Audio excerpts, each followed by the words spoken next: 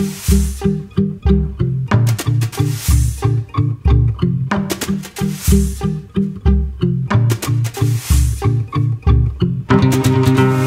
pense fondamentalement que Dunkerque est un peu bloqué dans un type de développement qu'il s'agirait de repenser, quoi. Il faut repenser notre développement.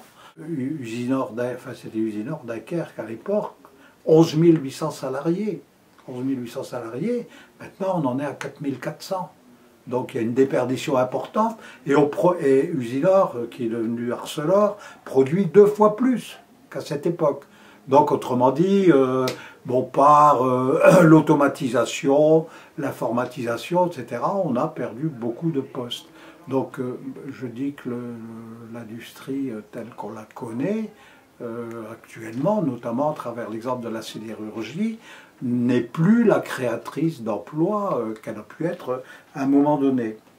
On accepte les contraintes de ce développement industriel, d'autant que, je rappelle quand même qu'on a bientôt 14 usines Seveso, donc c'est pas rien, on est un des pôles français les plus marqués par le risque.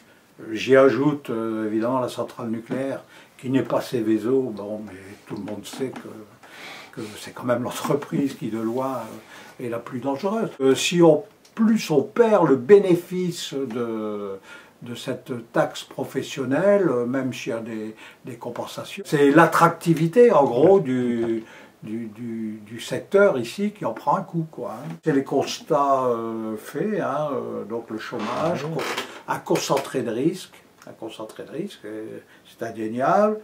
Le deuxième, donc l'industrie crée de moins en moins d'emplois, parce qu'il y a effectivement des problèmes de productivité, suppression de l'ATP. Moi, c'est 3 points majeurs sur lesquels on ne peut pas faire la passe. C'est quelque chose d'important. Une maison de retraite, c'est 50 à 60 emplois, c'est-à-dire autant qu'un terminal méthanier, quoi, quand il va fonctionner. 50 à 60 emplois.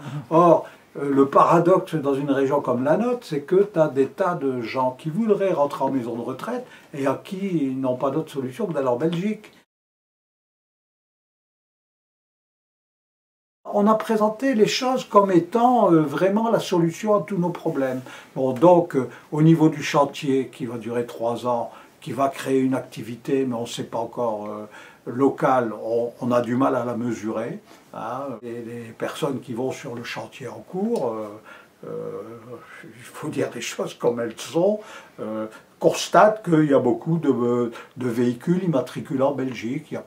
C'est pas du 59. Bon. On ne peut pas jouer avec ce genre d'effet d'annonce si après ça n'est pas suivi d'effet, parce que on va encore une fois heurter, démoraliser toute une partie de la population qui pouvait y croire. Bon, et alors après, le dernier point, c'est que lorsqu'il sera vraiment en activité, le terminal méthanier lui-même fonctionnera peut-être avec 50-60 personnes, avec des gens très très spécialisés qui ne viendront pas de chez nous, c'est pas vrai. Nous, on aura peut-être des secrétaires, des gardiens à l'entrée du site, et puis voilà.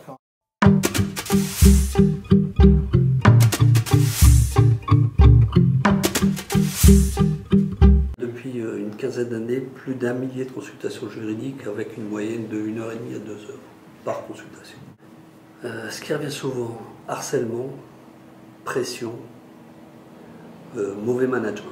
Les exemples nombreux, c'est surtout des exemples de femmes qui se font casser par leur hiérarchie, qui arrivent, qui sont en larmes, qui n'ont pas de section syndicale, qui ne savent pas trop à quoi se raccrocher, quoi. Et comme ça correspond un peu au viol, le harcèlement.